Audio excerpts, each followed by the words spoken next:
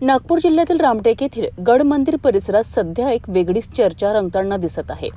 वराह मंदिराजवळ सुरू असलेल्या खोदकामादरम्यान मजुरांना जमिनीत खोलवर एक मोठा हंडा आढळून आलाय।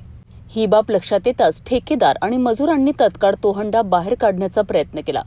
मात्र त्या हंड्यात नेमकं काय आहे, त्यात काही मौल्यवान वस्तू किंवा ऐतिहासिक अवशेष आहे का, याबाबत अद्याप कोणतीही अधिकृत माहिती समोर आलेली नाही। तुम्हाला काय वाटतं, काय असेल या हंड्याचं रहस्य? या घटनेनंतर परिसरात एकच खळबळ उडाली असून नागरिकांमध्ये विविध चर्चांना उधाण आले आहे।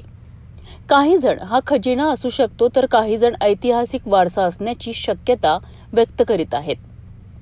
दरम्यान या ठिकाणी आणखी पुरातन वस्तू दडलेल्या असण्याची शक्यता नाकारता येत नाही। त्यामुळेच पुरातत्व विभागाने तात्काळ सखोल चौकशी करावी अशी मागणी स्थानिक नागरिकांकडून केली जात आहे। सध्या गडमंदिर परिसरात उत्सुकतेचं वातावरण सुरू असून सर्वांचे लक्ष प्रशासनाच्या पुढील कारवाईकडे लागले आहेत। रामटेकच्या गडमंदिर परिसरात सापडलेला हा संशयास्पद हंडा खजिना की इतिहासाचा ठेवा, याचं उत्तर आता तपासानंतरच मिळणार आहे। नमस्कार।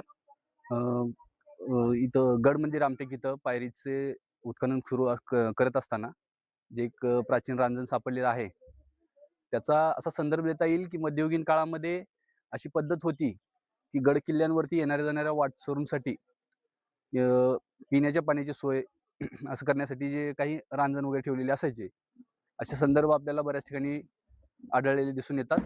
त्याच पद्धतीचे एक प्राचीन रांजण इथं आढळलेलं आहे। रांजण तर भरपूर मिळालेले आहेत, पण आता याचं नेमकं काय आहे त्याचा आपण कालावधी वगैरे निश्चित सांगता येणार नाही। त्यानुसार आपण जी काही माहिती मिळेल त्यानुसार त्या संवर्धन काही दिसून आलेले नाहीयेत। तो त्याच ठिकाणी फिक्स करून ठेवलेला आहे, तसंच आपल्याला तो जतन करता येईल। एक ऐतिहासिक पुरावा म्हणून आपल्याला तो जतन करता येईल।